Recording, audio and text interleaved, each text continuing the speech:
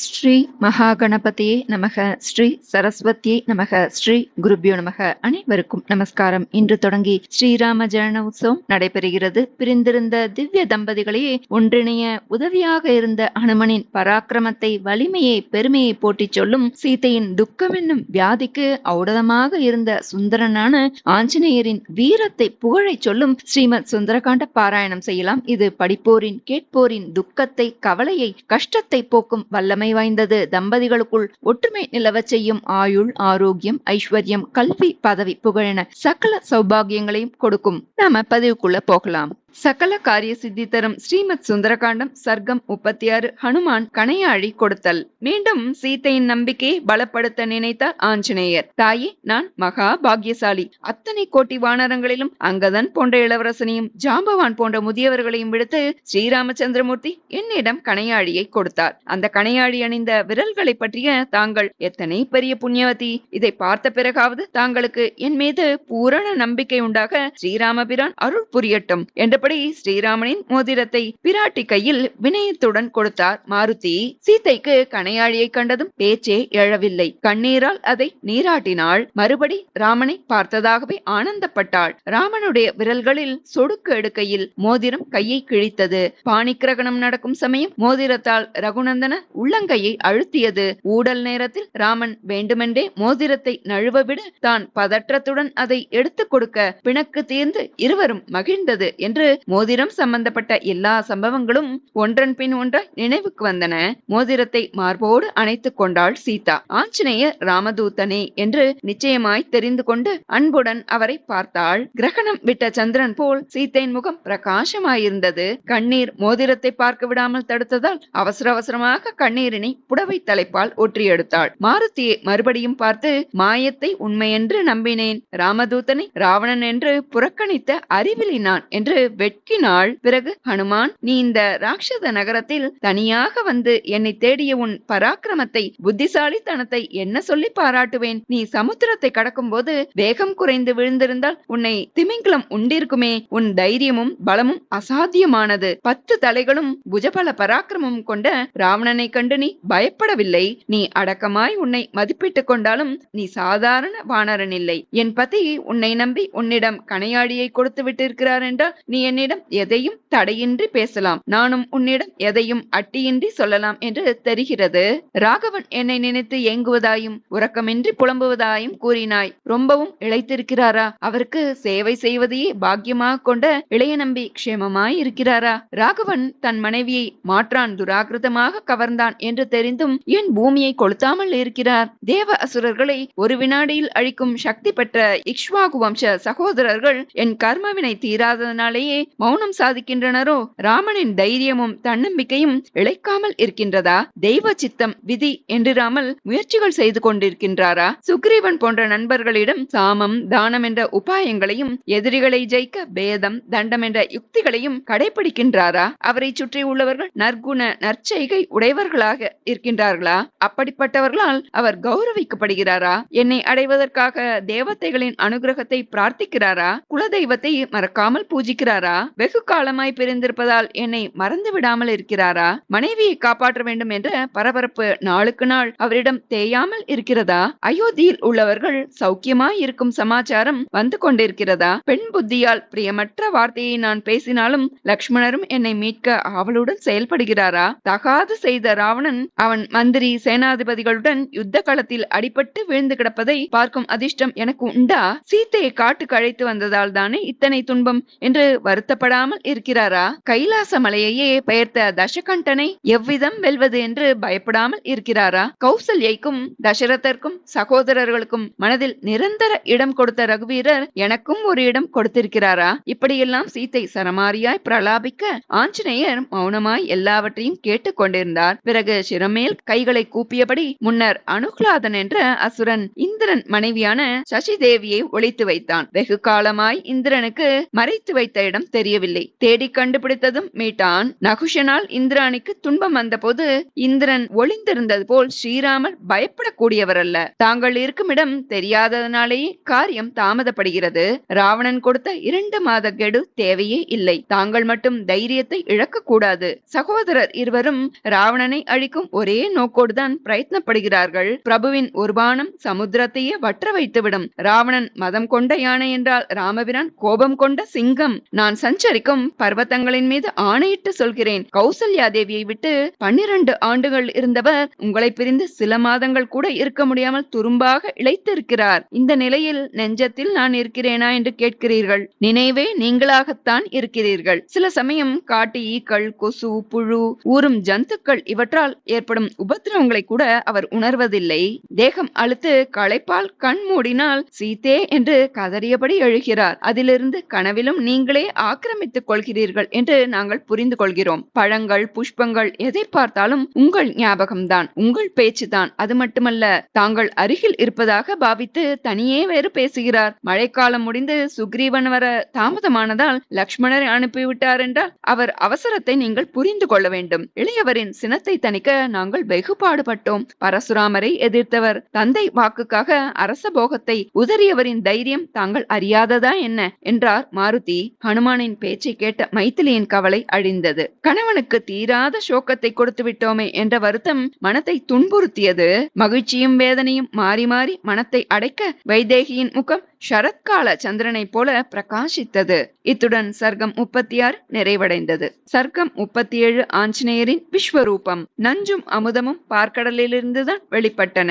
ராமன் என்னையே நினைத்து உருகுவதாக சொன்னது அவர் என் மேல் கொண்ட அன்பை நினைத்து மகிழ்ச்சியையும் அவரை துக்கப்பட செய்து விட்டோமே என்ற வருத்தத்தையும் ஒரு சேர எனக்கு அளிக்கிறது. விதிக்கு நாங்கள் மட்டும் அப்பாற்பட்டவர்களா? விபீஷ்ணன் என்னை ராமனிடம் ஒப்படைக்கும்படி சொன்ன வார்த்தைகளை ராவணன் ஏற்காமல் இருப்பது அவனது விதி. விபீஷ்ணன் ராவணனின் தம்பி. விபீஷ்ணனது மனைவி சுரசை தனது மூத்த மகள் அனலை மூலமாக எனக்கு அவ்வப்போது நடக்கும் விஷயங்களை சொல்லி அனுப்புவாள். நான் இன்னும் 2 மாதங்களே உயிருடன் இருப்பேன். ராமனின் பௌருஷத்தை நான் அறிவேன். நீ போய் பிரபுவிடம் எல்லா விஷயங்களையும் விவரமாக சொல்லு என்று சீதை துக்கத்தினால் குரல் தழுதழுக்க கண்ணீர் பெருக கூறியதும் ஆஞ்சநேயர் துடித்து போய்விட்டார். தாயே, விவேக்கியான தாங்களே இப்படி துக்கிப்பதா? என் முதுகில் ஏறுங்கள். நொடியில் ஸ்ரீராமபிரானிடம் தங்களை சேர்ப்பேன். ஹோமத்தில் போடும் வஸ்துக்களை அக்னி இந்திரனிடம் சேர்ப்பது போல பிரஸ்ரவணகிரியில் விளங்கும் அண்ணலிடம் தங்களை சேர்ப்பது என் பொறுப்பு.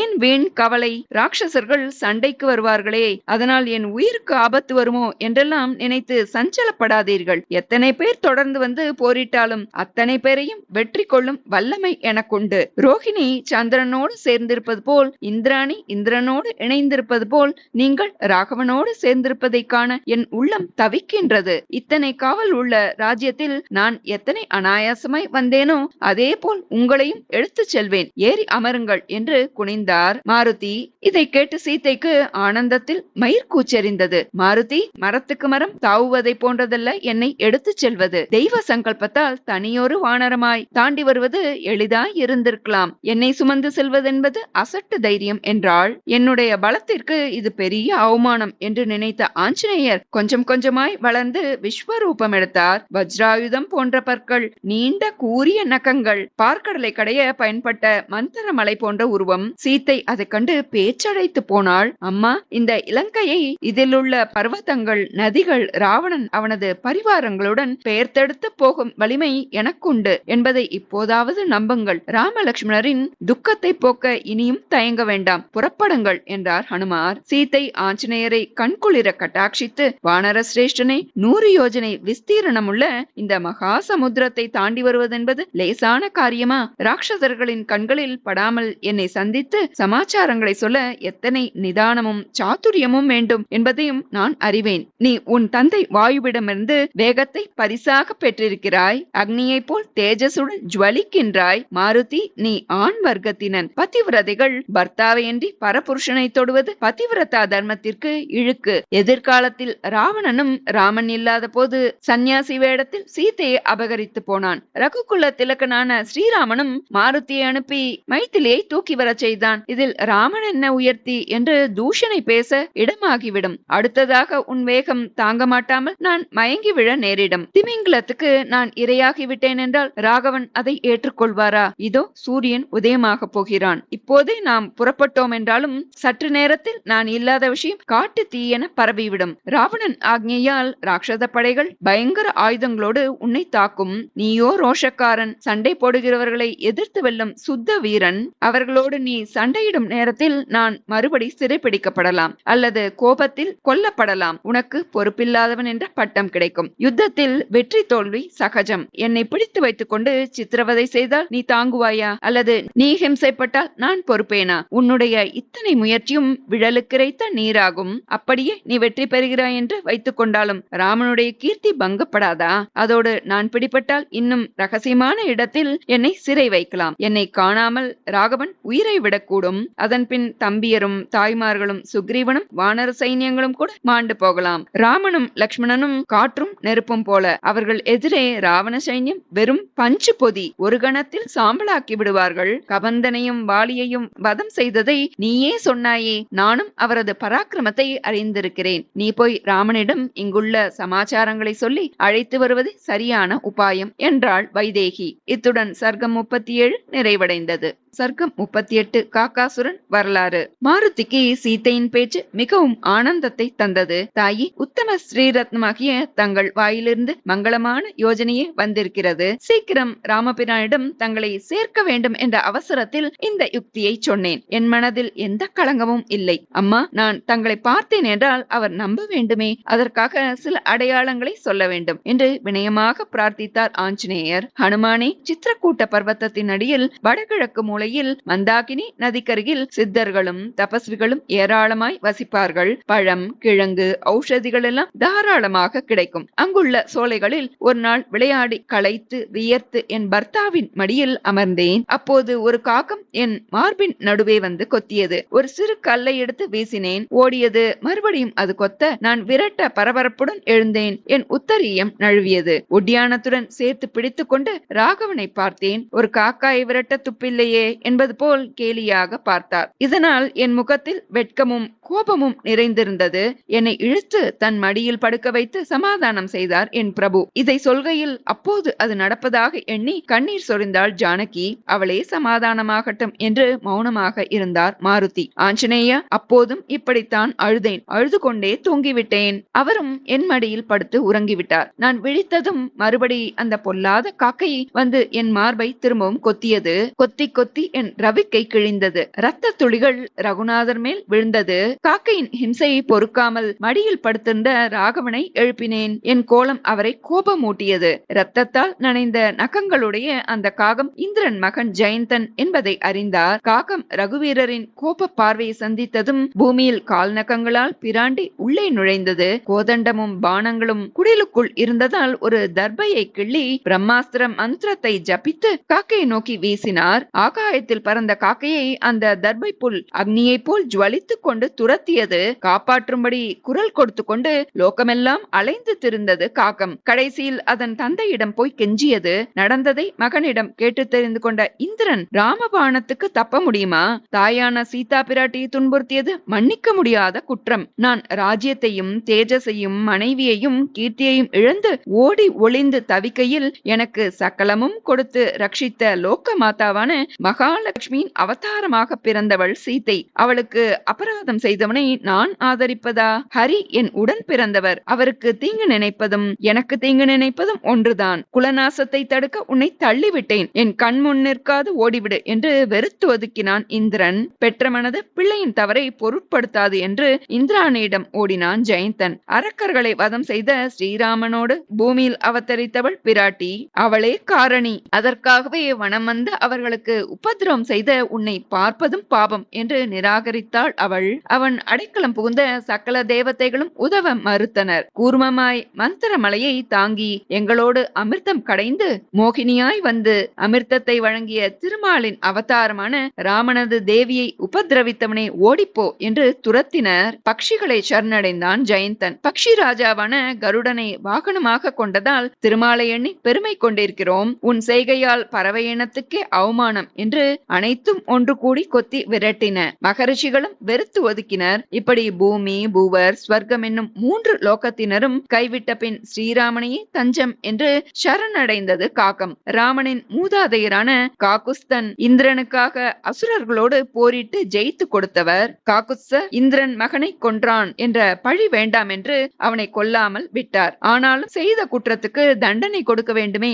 பிரம்மாஸ்திரத்துக்கு வலது கண்ணை இரையாக்குகிறேன் என்று சொல் என்றார். ஜெயந்தனும் அவ்விதமே சொல்ல காக்கையின் வலது கண்ணை தர்பாஸ்திரம் பறித்து கொண்டது. பிறகு ஜெயந்தன் பிரபுவை நமஸ்கரித்து அவரை பெற்ற புண்ணியவானான தசரத சக்கரவர்த்தியையும் மானசீகமாக வணங்கி அமராவதிக்கு சென்றான். ஒரு காக்கை என்னை தாக்கியதை சகிக்காதவரிடம் நான் இப்படி கண்ணீரால் கரைந்து கொண்டிருப்பதை எடுத்துச் சொல்லு. மற்றவர் துக்கத்தை காண சகிக்காத என் பிரபுவுக்கு என் கஷ்டம் தெரியவில்லையே. புருஷோத்தமன் என்னிடம் ஏன் கருணை காட்டவில்லை? ஆஞ்சநேயா, கந்தர்வர்கள், நாகர்கள், அசுரர்கள் எவரையும் கோதண்டத்திலிருந்து எழும் ராமபானம் விட்டு வைத்ததில்லை. ஏன் அந்த கோதண்டத்தை என் பொருட்டு நானேற்றாமல் விட்டு வைத்திருக்கிறார் என்று கேள். லக்ஷ்மணன் தமையனிடம் உத்தரவு பெற்றுக்கொண்டு என்னை இந்த அரக்கர் கூட்டத்திலிருந்து காப்பாற்ற கூடாதா?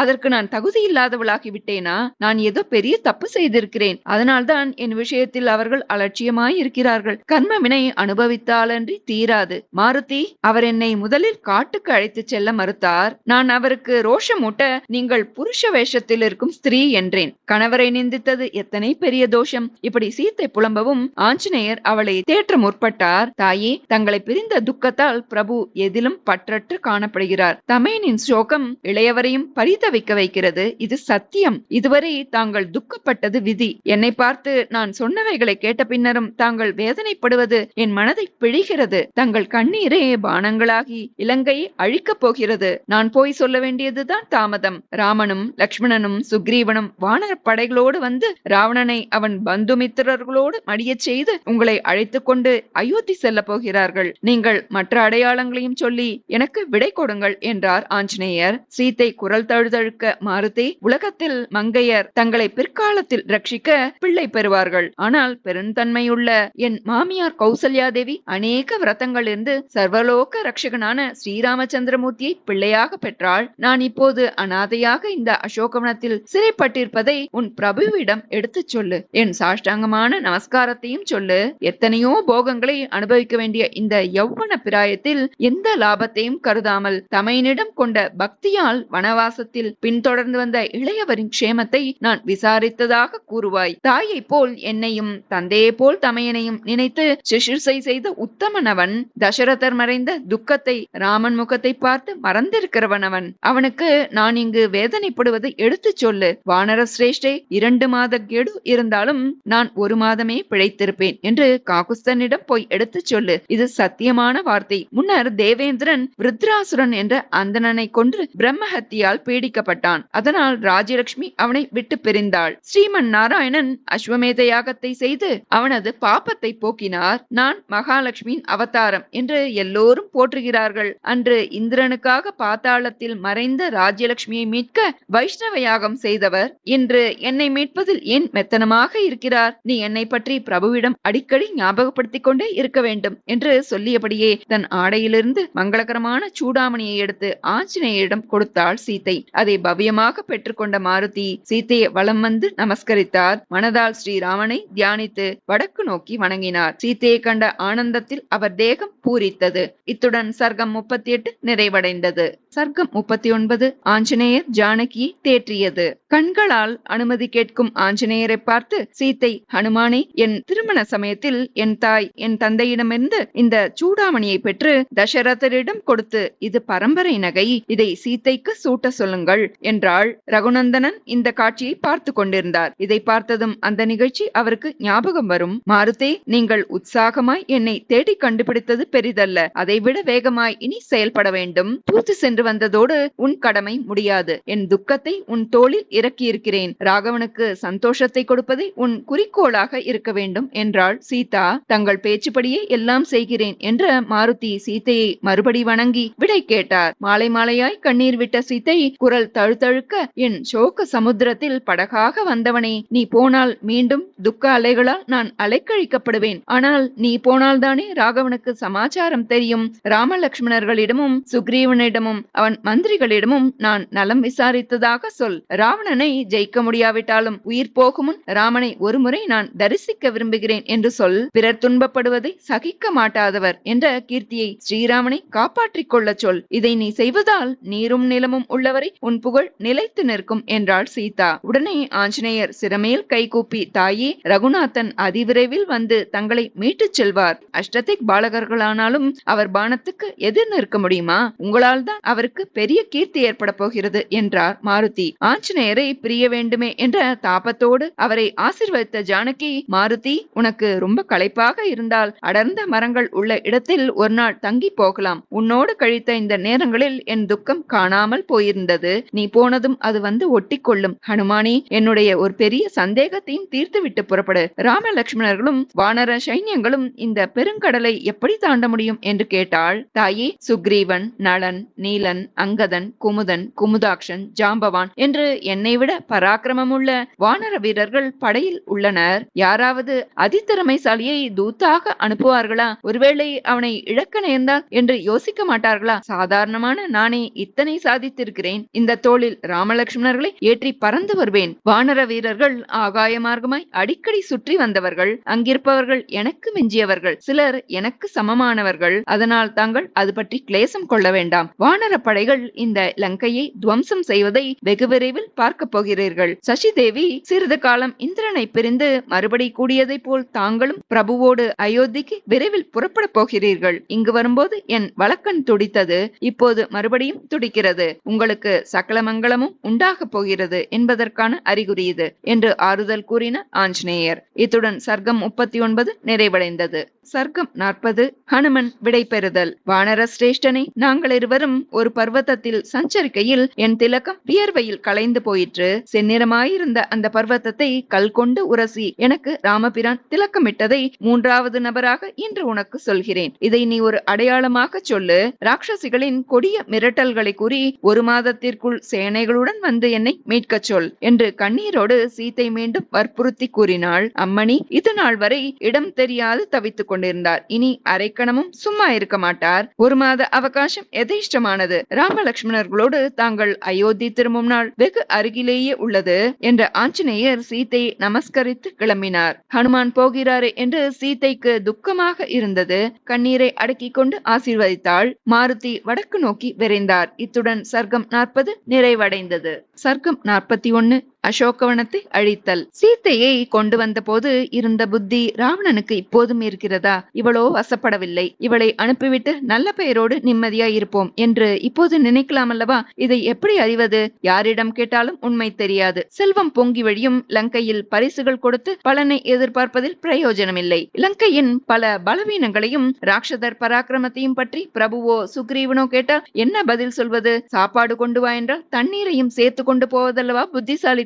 மறுபடியும் வந்து ஒற்றறிய நேரமும் இல்லையே. சீத்தை இல்லை என்றால் அந்த நாட்டை பற்றி ஒன்றும் தெரிந்து கொள்ள வேண்டிய அவசியம் இல்லை. இப்போது அப்படி அல்லவே. விராட்டியை மீட்கும் பொறுப்புக்கு உபயோகமான தகவல்கள் வேண்டுமே. அமைச்சர்களில் நல்லவர்கள் யார் என்று அறிய வேண்டும். அரசவைக்கு போக குறுக்கு வழி தண்டோபாயம்தான். வம்பு செய்தால் கைது செய்து ராவணன் முன் நிறுத்துவார்கள். பெரிய வம்பாக 4 பேர் பிரமிக்கும்படி புரட்சி செய்ய வேண்டும். என்ன செய்யலாம் என்று யோசித்தபடியே சுற்றுமுற்றும் பார்த்தார் மாருதி.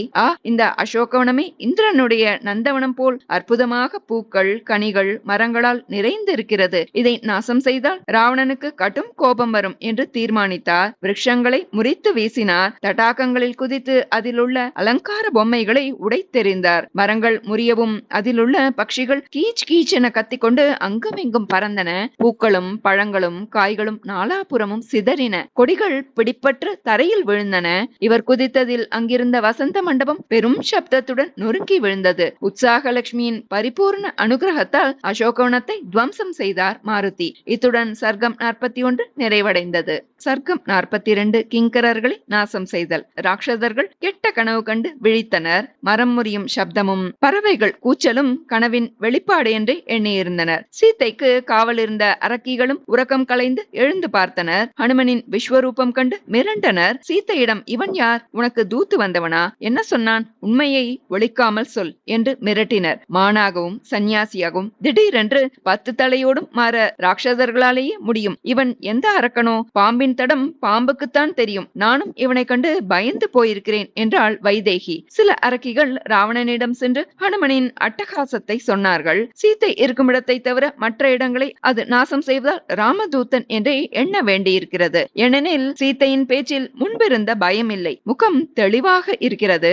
நாங்கள் எப்படி கேட்டும் தெரியாதென்கிறாள் என்றும் கூறினர். ராவணன் கோபத்துடன் கிங்கரர்களை படையுடன் அனுப்பி வைத்தான். அவர்கள் 80,000 பேர்கள். பானை போன்ற வயிறு கொண்டவர்கள், யுத்த தாகம் கொண்ட பலவான்கள், கோர வடிவுடையவர்கள். அவர்கள் பலவித ஆயுதங்களால் ஒரு சேர ஆஞ்சநேயரை தாக்கினர். ஆஞ்சநேயர் பூமியில் வாளை சுழற்றி அடித்து கர்ஜித்தார். 8 திசைகளும் நடுங்கின. வானில் பறந்து கொண்டிருந்த பறவைகள் இதை கேட்டு பூமியில் விழுந்தன. மலைகள் மாருதியின் குரலை எதிரொலித்தன. நீ யார் என்று கிங்கரர் தலைவன் கேட்க, நான் ராமதூதன், வாயு மைந்தன். என் பெயர் ஆஞ்சநேயன். இலங்கையின் காவல்களை கடந்து நான் சீதையிடம் பேசியிருக்கிறேன் என்றால் என் பராக்கிரமத்தை புரிந்து கொள்ள வேண்டாமா என்றவர் ஒரு கிங்கரனை அழித்து அவன் கையிலிருந்து விழுந்த இரும்பு உலக்கையால் கிங்கர கூட்டத்தை சின்ன பின்னமாக்கினார். தப்பி ஓடியவர்கள் இலங்கேஸ்வரனிடம் சென்று செய்தி சொன்னார்கள். ராவணன் அடங்கா சினத்துடன் மந்திரி பிரகஸ்தனின் மகனான ஜம்புமாலியை படைகளோடு அனுப்பி வைத்தான். இத்துடன் சர்க்கம் 42 நிறைவடைந்தது.